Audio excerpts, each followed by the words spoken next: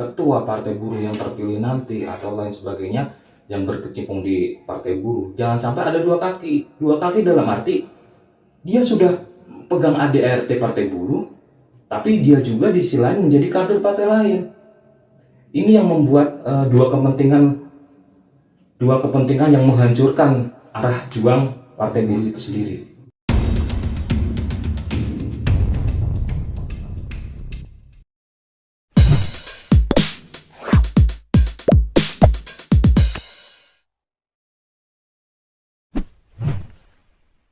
Assalamualaikum warahmatullahi wabarakatuh. Kembali lagi bersama kami dalam acara Berani Bicara. Oke teman-teman, akhirnya hari ini kita kedatangan tamu ya. Salah satunya beliau ini adalah seorang ketua Serikat Pekerja, khususnya di Federasi Pekerja Industri ya Bang ya. Dan beliau juga sekarang lagi bisnis juga nih. Menarik nih, nanti kita teman-teman bisa mencari menjadi motivasi lah buat teman-teman buruh ataupun bagi masyarakat, mahasiswa dan lain-lain. Baik Bang, gimana, sehat Bang keadaannya? Sehat walafiat. Sehat ya. Sehat. Nah ini paling kita kenalan dulu lah ya terkait Bung Angga ini. Mungkin ada beberapa yang belum tahu beliau ini. Bang, mau nanya nih, sekarang menjabat sebagai dan kapan menjabat? Per hari ini sampai September 2023 nanti saya masih menjabat sebagai ketua pimpinan unit kerja di salah satu perusahaan besar Indonesia yang bertempat di Purwakarta. Kapan saya terpilih? Saya terpilih bulan September 2020 tahun kemarin melalui pesta demokrasi yang namanya MUSNIK, Musyawarah Unit Kerja. Dan di setiap pergantian 3 tahun periode itu ada pesta demokrasi tersebut yang namanya MUSNIK. Oh, jadi sampai 2023 per 3 tahun ya. Sebelumnya itu siapa tuh? Pak Dodo ya? Pak Widodo? Iya. Beliau ada juga mantan ketua Serikat Pekerja.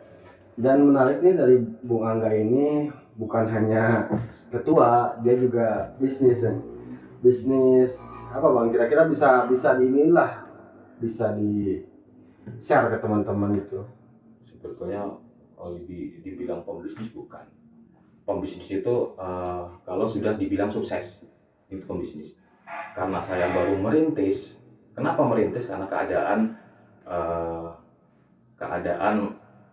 upah yang bukan tidak layak ya, memang kurang mencukupi penunjang kebutuhan sehari-hari bertambah.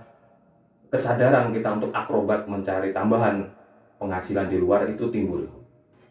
Di sini saya berbisnis merintis dari tembakau linting. Awalnya teman nggak bisa beli rokok mahal, rokok atas, akhirnya linting. Di sini saya punya inisiatif untuk menjual tembakau. Ya, nggak ini juga ya, sekarang membagi waktunya juga gimana nih, membagi waktu kan di buruh bekerja, serikat jadi ketua, sekarang bisnis juga, keluarga dan lain-lain lah, itu lumayan capek ya. Gimana tuh cara ngebagi waktunya? Niat Bang. Selagi kita ada niat, ada kemauan, semua itu insya Allah akan kebagi. Saya di dagang iya, terus di organisasi juga iya, di kepengurusan RT RW juga iya masuk, ditambah profesi saya sebagai pekerja juga. Pernah ada rasa takut gak sih ketika menjabat sebagai ketua gitu? Ada yang pihak mengawasi atau intervensi dari perusahaan, atau bahkan mungkin bisa jadi dari anggotanya sendiri gitu. Kalau misalkan kita memutuskan kebijakan itu dengan otoriter ataupun ada intervensi dari manajemen, mungkin pasti bakal memunculkan apa ya? Ya itulah dari anggota sendiri gitu. Pernah ada gak seperti itu? Setiap hasil keputusan saya itu pasti ada pro dan kontra. Untuk itu sebelum mengambil keputusan, untuk itu saya memberikan pertimbangan-pertimbangan kepada anggota. Apa solusinya, apa kritik sarannya, seperti tersebut, gimana untuk menyelesaikan permasalahan yang dihadapi ke depan. Mungkin itu Fikri. Oke. Jadi ya pasti ada lah ya pro kontra itu, pasti agak pusing juga. Mungkin saya juga kalau misalkan posisi beliau ini mungkin agak sedikit stres gitu dengan membagi waktunya. Apalagi ya maksudnya pastilah dalam keluarga pasti ada istri merasa udah jangan di situ, mungkin fokus aja bekerja dengan rasa aman gitu, dengan ya tanpa ada risiko yang standar lah, risikonya kayak orang-orang gitu ya. Pasti ada lah. Istri gimana bang tuh? Ada istri. Terus terang, hampir tiap minggu saya cekcok sama istri. Terus terang. Istri nuntut waktu diluangkan kepada keluarga itu lebih besar daripada organisasi. Terus terang. Tapi itu kembali lagi ke diri kita masing-masing. Kita bisa nggak memberikan pemahaman kepada istri pentingnya organisasi, serikat pekerja, toh ibadah itu tidak cuma sholat, sedekah, dan lain sebagainya.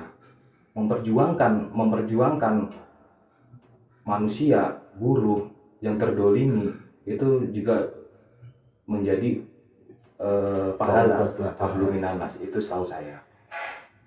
Hablum minanas mungkin itu yang saya pahami. Terkait takut tidaknya, begitu dipilih, kalau saya takut, saya menolak. Saya tidak akan meneruskan amanah dari anggota. Karena berhubung ini amanah dari anggota untuk saya menduduki dan memimpin jalannya organisasi 3 tahun ke depan, suka tidak suka, takut tidak takut harus saya hadapi. Takut tidak takut udah menjadi resiko perjuangan. Kalau pimpinan sudah merasa takut, itu udah gak benar. Karena sudah ada 2 kepentingan di dalam organisasi itu. Oke, baiklah. Mungkin segitulah ya, paling udah teman-teman udah detail banget Bang Angga tadi terkait beliau ini bisnis segala, pokoknya penting lah berorganisasi itu, bukan hanya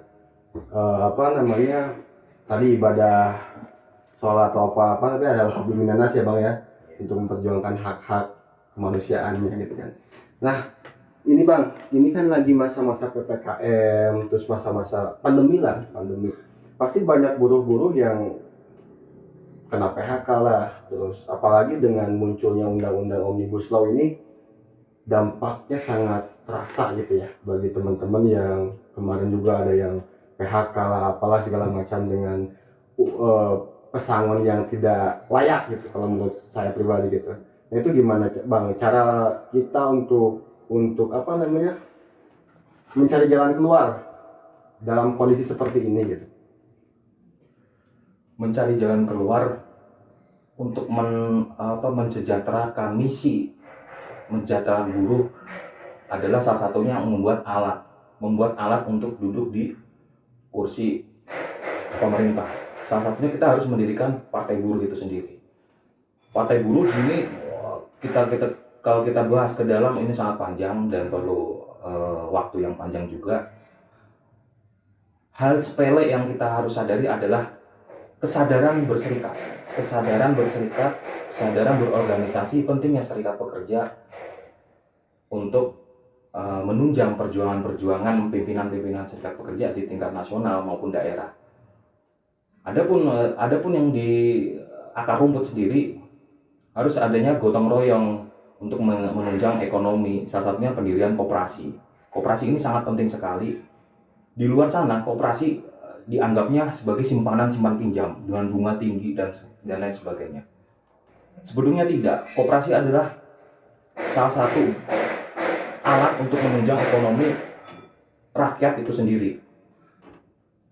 Kita bisa punya bank sendiri, kita punya supermarket sendiri tanpa masuk ke kantong pribadi itu sendiri. Karena keuntungan daripada koperasi itu dibagikan lagi ke anggota dalam bentuk SHU. Oh, berarti sekarang ya emang sih teman-teman juga dari serikat udah ada ya, koperasi udah jalan ya, alhamdulillah ya. Alhamdulillah. Goalnya berarti ke sana lah, arahnya Ya. ke sana gitu, Bu. Memang sulit untuk membangun dari nol. Untuk sukses itu memang sulit. Pemahaman anggota, pemahaman dari seluruh pimpinan, kepercayaan anggota kepada pengurus koperasi itu perlu dibangun. Saling percaya ini adalah salah satu kunci untuk membangun koperasi itu lebih baik. Oke, Bang, ini agak serius nih nanya gue. Agak berbahaya sedikit gitu ya. Saya terkait ini tadi kan dikatakan perlu adanya perwakilan lah gitu di nasional itu terkait PT apa serikat.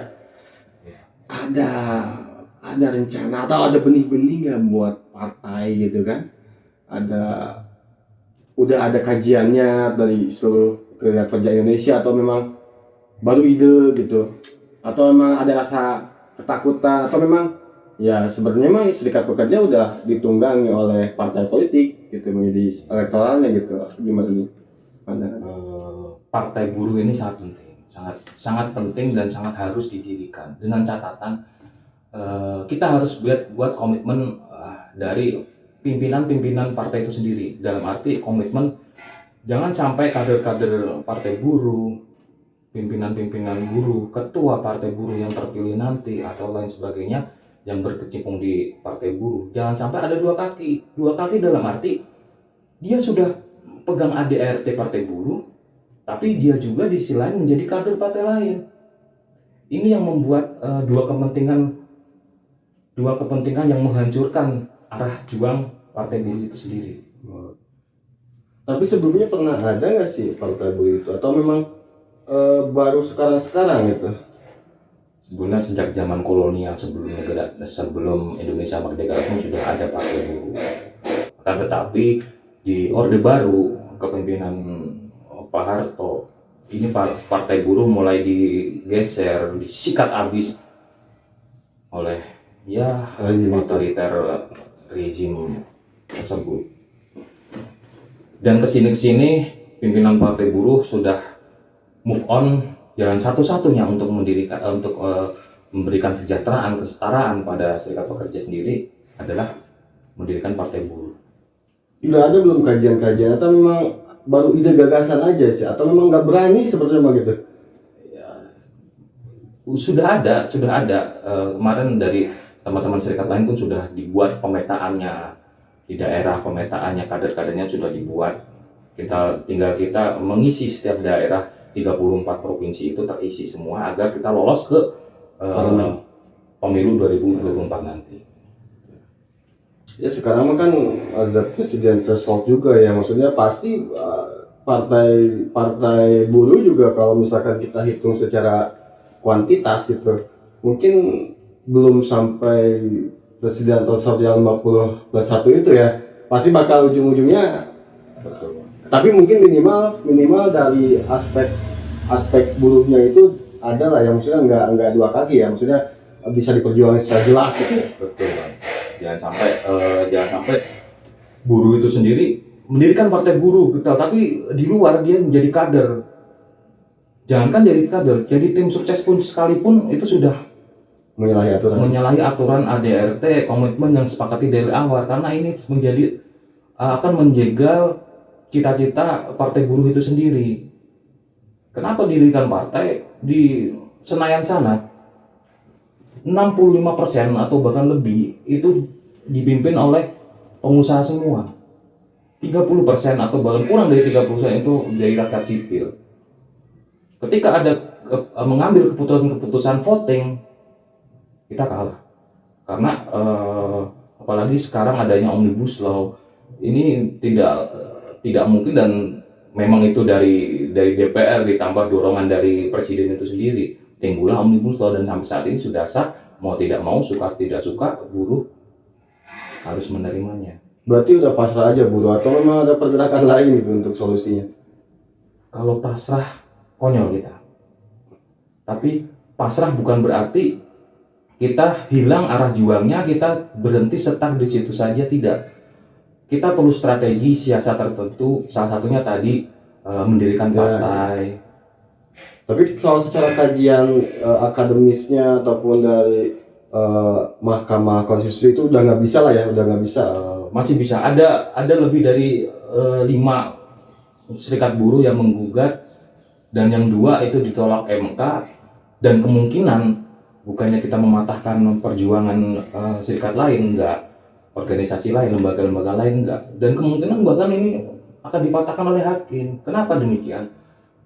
80% undang-undang yang sudah disahkan itu jarang ada yang digagalkan, jarang ada yang batal, semua lurus, apalagi omnibus law sekarang itu dari presiden. Oh, berarti mau kuat banget lah ya. Betul. Oh iya. Tapi menarik nih apa namanya terkait omnibus law ini menjadi sebuah polemik lah bahkan bukan di serikat pekerja juga, bahkan ada di klaster lingkungan, klaster bahkan ada 11 klaster ya. Mungkin poin-poinnya juga sangat merugikan masyarakat sipil baik dari akademis maupun yang lain-lain gitu kan. Berarti untuk 3 tahun ke depan mungkin pasti akan seperti itu, Bang. Belum tentu juga. Makanya kita kenapa getol banget kita mengapresiasi pada pimpinan-pimpinan buruh yang benar-benar serius komitmen untuk mendirikan partai untuk memenangkan cita-cita daripada perjuangan serikat buruh itu sendiri. Di sini serikat buruh sangat penting sebagai alat untuk kita duduk di Senayan untuk mematahkan mereka yang ada suara di DPR. Oke. Tapi Bang, di Omnibus Law sendiri kan itu Abang sebagai ya pelaku lah bisnis lah ya. Itu juga dalam untuk salah satunya untuk mendirikan PT itu dulu itu dengan modal 50 minimal modal 50 juta baru bisa mendirikan PT. Kalau sekarang kan tanpa SK notaris itu bisa. Nah, apakah ini juga memberi peluang untuk si teman-teman serikat buruh yang ingin ingin mendirikan PT ataupun dengan usahanya, kan itu ada perlindungan UMKM juga ya, dengan mungkin itu dengan dalihnya, cuman kan kita bisa apakah kita bisa memanfaatkan itu? Sekarang itu kan tanpa kita harus ke notaris, kita tanpa modal 50 juta atau administrasi per modal ya, kita bisa mendapatkan SK Kemenlu. Betul. Ya itulah. Di dalam omnibus law itu tidak semuanya buruh. Ada pasal-pasal yang memenangkan rakyat. Salah satunya adalah UMKM. Dengan omnibus law ini UMKM adalah dipermudah. Bahkan sampai saat ini diberikan bantuan-bantuan itu tersebut. Walaupun tanda kutip uang itu dari mana, entah dari utang, dari mana sebut. Karena undang-undang omnibus law ini tidak semuanya buruh.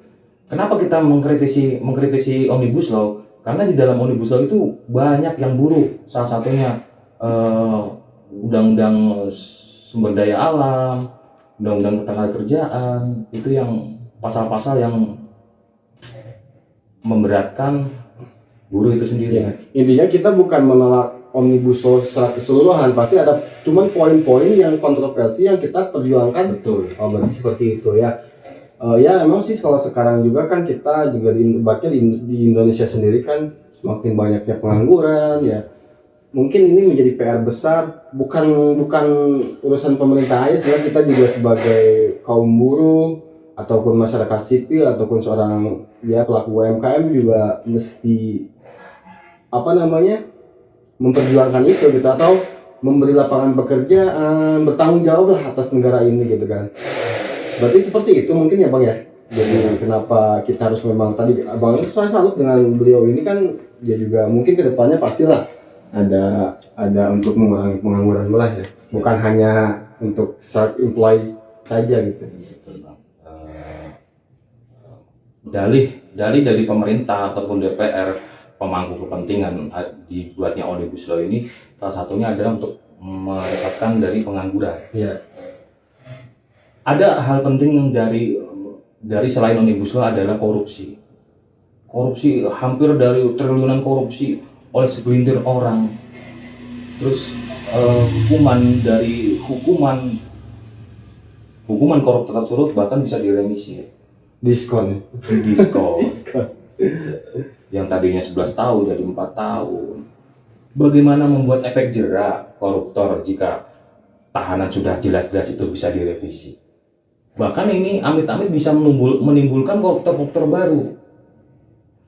Dan di sini peran presiden sangatlah penting untuk mengambil keputusan. Atau justru malah kemarin presiden memberikan revisi penggantian undang-undang KPK itu sendiri. Jangan sampai lembaga KPK untuk menghilangkan korupsi. Di dalamnya pun korupsi sendiri dan pemilihannya pun tidak bersih. Nah, ini yang ganjil yang membuat rakyat geram dan udah ada apa sebenarnya negara ini? Tani mahasiswa rakyat miskin kota bersatu padu rebut demokrasi, gegap gempita dalam satu suara demi tugas suci yang mulia.